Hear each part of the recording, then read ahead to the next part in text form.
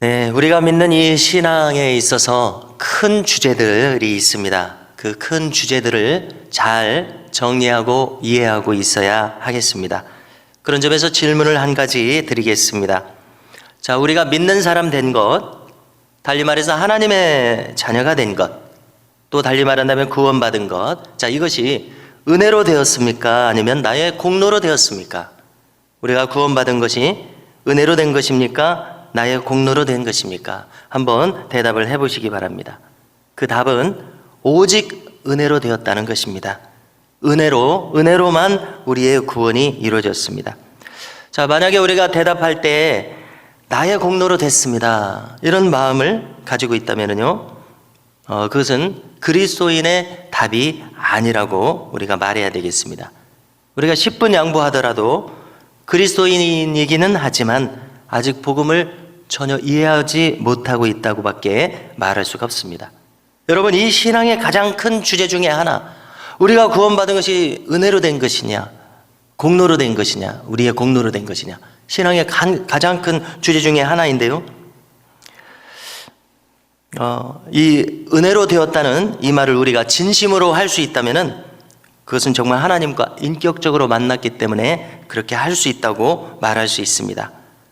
오직 그렇게 말할 때에만 우리가 신앙을 제대로 이해한 것입니다. 신앙을 제대로 알고 있는 것입니다. 자, 오늘 말씀 갈라디아서 1장 6절부터 읽었습니다. 바울이 말하는 것이 이것입니다. 이 1장 6절에서 우리가 은혜로 지금 부름을 받았는데 누구한테 말합니까? 갈라디아 교인 여러분. 갈라디아는 터키 중부 내륙 지방인데요, 여기 이 갈라디아 교인 여러분, 여러분들은 이렇게 금방 복음을 떠나서 어떻게 이렇게 다른 복음을 따를 수가 있습니까? 이것이 지금 바울의 고통스러운 호소입니다. 우리가 은혜로 구원받았는데 어떻게 이렇게 다른 복음을 쉽게 따라갈 수가 있느냐라고 한탄하고 있는 것입니다. 자, 그 다른 복음이라고 하는 것은 무엇입니까? 방금 전에 질문을 드렸듯이 공로사상을 받아들인 것입니다. 인간의 공로 말입니다. 다시 말해서 내가 무슨 선한 일을 행한다든가, 무슨 내가 거룩한 사람이 된다든가 하는 나의 공로가 구원받는데 작용해서 구원받기에 합당한 사람이 되었다고 생각한다면 이것이 바로 공로사상입니다. 공로사상에 의해서 구원을 받는다고 믿고 있는 것입니다. 자, 이 갈라디아 사람들, 바울이 1차 전도 여행을 했을 때 처음에 일어났던 일들 중에 하나는 이 루스드라에서 나면서부터 걷지 못했던 사람이 일어났던 일이 있었습니다. 잘 기억하실 것입니다. 이렇게 처음에 교회가 일어날 때 하나님의 크신 은혜로 말미암아, 기적과 같은 역사로 말미암아 이 도시들, 지역들에 바울이 그것을 이제 복음으로 잘 풀어서 전함으로 말미암아 은혜로서 구원받는 이 도리가 잘 전해졌었던 것입니다. 이렇게 처음에는 갈라디아 교인들이 복음을 잘 배웠습니다. 왜 그렇습니까? 그것은 바울 자체가 먼저 하나님께 은혜로 구원을 받은 사람이기 때문에 그렇습니다. 바울은 하나님의 크신 사랑을 경험한 사람이었습니다. 우리가 잘 아시듯이 그는 스스로를 뭐라고 소개합니까? 자기는 살인자였다고 말합니다. 폭행자였고 비방자였다고 말합니다. 그런데 이 신자들에 대해서, 예수님에 대해서, 그리고 하나님의 크신 은혜로 자신이 부름을 받았다고 말합니다. 복음의 일꾼이 되었다고 말합니다. 그리스도께 전적으로 헌신된 종이 되었습니다. 오직 은혜로 된 것입니다. 자, 우리가 늘 경험하지만 은혜를 경험한 사람은 주변에 은혜를 끼치는 사람이 됩니다. 은혜 받은 적이 있는 사람은 그대로 다른 분들에게 그 은혜를 흘러보내는 역사가 나타납니다. 그래서 바울이 복음을 처음 전했을 때 은혜로서 복음을 받아들였었던 이 은혜로운 갈라디아 사람들이 어느덧 그 은혜를 망각해버렸다고 지금 한탄하고 있습니다. 공로주의를 받아들였는데요, 그렇게 된 것은 어떻게 해서 받아들였습니까? 바울이 이제 전도 여행을 다른 도시로 떠난 다음에 다른 어떤 유대인 출신의 성경을 가르치는 사람들이 이렇게 도시마다 다니면서 이제 가르쳤을 때에 그런 사람들을 받아들인 사람 중에서 율법주의적인 그런 가르침을 베풀었기 때문에 이런 일이 나타났습니다. 조금 더 구체적으로 말하면 노골적으로 그 사람들은 구원을 얻으려면 예수님만 믿어서는 안 되고 할례도 좀 받아야 되고 또 율법도 유대인들하고 똑같이 지켜야 되고 그래야 우리가 하나님 자녀다, 우리가 그래야 구원받는다, 이렇게 가르친 것입니다. 여기서 약간 또 좀 양보하자면은 유대인처럼 정확하게 율법은 안 지킬지라도 그래도 조금 할례도 받아야 되고 율법도 조금 지켜야 되고 그래야 구원받는 것이지 그저 공짜로 되는 것이 어딨냐고 하면서 이렇게 공로주의가 필요하다고 그렇게 가르쳤다는 것입니다. 바울이 이제 다시 돌아와서 교회의 상태를 보니까 교회 안에 공로주의 가르침이 이렇게 스며들어 있는 것을 발견하게 된 것입니다. 여러분, 바울은 지금 우리가 갈라디아서를 읽어보면 방금 6절부터 10절까지 읽은 것을 통해서 또 알 수 있지만 대단히 거칠게 설명합니다. 하나님을 택할 것이냐 사람을 택할 것이냐, 하나님을 기쁘시게 할 것이냐 사람을 기쁘시게 할 것이냐, 어떻습니까? 이것은 이 말하는 방식은 무엇입니까? 결단을 그 자리에서 촉구하는 것이죠. 더 이상 타협하지 마라, 결정해라. 사람을 이제 코너에 몰아놓고 이것을 결정할 것이냐 저것을 결정할 것이냐 대단히 강하게 말하는 방식이죠. 대단히 거칠게 말하는 방식입니다. 우리가 기독교 방송에서 많은 목사님들의 설교를 이렇게 접할 수 있는데요. 오늘날의 말씀을 전하는 스타일이 다 다르시지만 유명한 분 중에 이찬수 목사님 설교하시는 걸 보니까 대단히 거칠게 말씀을 전하십니다. 이 자리에서 결정하라는 것이죠. 지금 사도 바울이 딱 그렇습니다. 사도 바울이 지금 왜 그러냐면 죽느냐 사느냐의 문제라고 생각하기 때문에 그렇습니다. 우리가 구원받는 것이 오직 하나님의 은혜로서 구원을 받는 것인데 거기에 사람의 공로가 끼어들면 이것은 잘못된 신앙이 되어버리기 때문에 지금 바울은 대단히 격정적으로 갈라디아 교회를 바로잡기 위해서 이렇게 전하고 있습니다. 바울이 지금 복음을 다시 풀어서 전하는 것은 오늘 말씀 10절에 아주 핵심적으로 잘 나타나 있습니다. 내가 사람에게 좋게 하랴 하나님께 좋게 하랴. 참된 종은 어떻게 결정하겠습니까? 사람에게 좋게 할 수는 없는 것이죠. 오직 하나님 편에 서야만 참된 종입니다.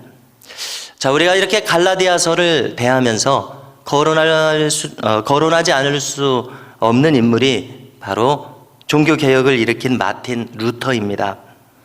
자, 루터의 연표를 보면은 그는 이제 32살에 신학 교수가 되어서 비텐베르크 대학에서 로마서를 강의합니다. 그 전에는 시편을 한 2년 이상 강의합니다. 그 다음에 이제 33살에는 갈라디아서를 강의합니다. 자, 루터가 종교개혁을 일으킨 사상이 여기 시편과 갈라디아서와 로마서 강의에 나타나 있고 그가 강의한 것이 거의 토시 그대로 책으로 되어 있어서 남아 있습니다. 이 중요한 책들은 우리 한국말로도 읽을 수가 있습니다. 루터는 언제 복음을 체험하고 하나님의 은혜를 깊이 체험했냐면 그가 시편을 강의하면서였습니다.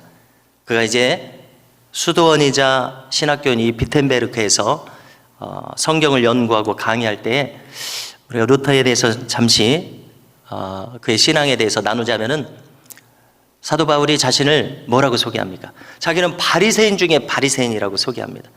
가장 철저하게 율법을 지킨 사람이라고 소개하지 않습니까? 그 어떤 바리새인보다도 철저하게 행했던 사람이 바울인 것처럼 루터도 마찬가지입니다. 루터도 수도사 중에 수도사였습니다. 그 어떤 수도사보다도 더 철저하게 고행을 하고 기도를 하고 수도회라고 하는 것은 어떤 성격입니까? 새벽 4시부터 일어나서 노동하지 않는 시간은 계속 10시간 이상 기도하고 성경 보는 것이 수도원의 삶이죠. 루터의 기록을 보면은 루터는 철저하게 회개하고 철저하게 기도하고 자신을 완벽하게 거룩한 사람으로 만들고자 했습니다. 왜냐하면 그것이 바로 가톨릭의 가르침이었기 때문에 그렇습니다. 자기가 깨끗한 사람이 되어야 하나님께 인정받는 사람이 되어야 구원을 얻는다고 이해를 했습니다. 여러분, 그런데 사람이 그렇게 완벽할 수 있습니까? 아무리 수도회라고 하더라도 사람들이 사는 그곳에서 마음으로 생각으로 범죄할 수밖에 없는 것이죠. 아무리 회개해도 어떠한 자유함도 얻을 수가 없었습니다. 그는 로마서를 읽을 때마다 그는 은혜를 받는 것이 아니라 점점점 지쳐가는 사람이 되었습니다. 자, 그런데 과거의 인물들 중에 성 어거스틴의 글들을 읽으면서 조금씩 은혜를 받기 시작합니다. 그러면서 그전에는 로마서 1장에서 복음에는 하나님의 의가 나타나서라는 대목을 읽을 때에 그는 너무나 지쳤었습니다. 왜냐하면 하나님의 의라고 하는 것을 자기가 전혀 만족시킬 수 없었기 때문에 그랬습니다. 자, 그러나 어느 순간에 그가 기도하면서 변화를 받습니다. 복음에는 하나님의 의가 나타났다는 말을 하나님의 완전하신 의를 자기가 충족시켜야 된다는 것으로 지금까지는 이해했는데 십자가에서 예수님께서 돌아가심으로 그 의가 충족되었다는 것으로 어느 순간에 이해하게 되었기 때문에 그렇습니다. 그것을 깨달았었던 때부터 루터는 은혜의 사람이 됩니다. 다시 정리하자면 로마서에서 이제 루터는 무서운 하나님이 아니라 은혜로운 하나님을 드디어 발견하게 됩니다. 그런가 하면 이제 1년 후에 갈라디아서를 강의할 때는 은혜냐 율법이냐 둘 중에 하나를 결정하라고 하는 다른 복음은 없다고 주장하는 이 바울이 복음을 전하는 대로 루터도 그대로 이 갈라디아서에서 전하는 복음을 자신의 복음으로 받아들입니다. 이렇게 로마서에 나타난 복음, 갈라디아서에서 나타난 복음으로 루터는 종교개혁을 일으킵니다. 그것을 기록한 책이 바로 루터의 3대 논문이 있는데요. 그 중에 하나는 교회의 바벨론 포로라는 책이고 또 하나는 그리스도인의 자유라는 책인데 그것이 바로 오늘 갈라디아에서 전하고 있는 내용입니다. 우리가 은혜로 구원을 받았느냐 공로로 구원을 받았느냐, 이것이 루터가 체험한 복음이고 중세 가톨릭 교회의 공로 사상에서 벗어나서 은혜의 복음을 회복한 사건을 나타내는 복음이 바로 이 갈라디아서입니다. 오죽하면 8절처럼 말하겠습니까? 바울은 어떻게 말합니까? 다른 복음을 전한다면, 즉 공로주의 구원론을 전한다면 천사라도 저주를 받아야 된다, 이렇게까지 말합니다. 얼마나 이것이 격정적인 말입니까? 9절도 마찬가지입니다. 누구든지 마찬가지라고 말합니다. 자기가 되었던 그 누구가 되었던 다른 복음, 즉 공로주의 구원론을 전한다면 저주를 받는다고 말합니다. 왜 이렇게 강하게 말합니까? 그만큼 하나님의 은혜가 중요하기 때문에 그렇습니다. 성도 여러분, 우리가 오직 은혜로서 구원받았다는 이 사실을 거듭거듭 붙드실 수 있기를 바랍니다. 나의 공로는 단 한 가지도 없다는 것을 우리가 거듭거듭 되새길 수 있기를 바랍니다. 그래서 우리 모두가 오직 하나님의 은혜만을 인정하고 하나님의 은혜만을 사모하며 하나님의 은혜 속에서 살아갈 수 있기를 주님의 이름으로 축원합니다.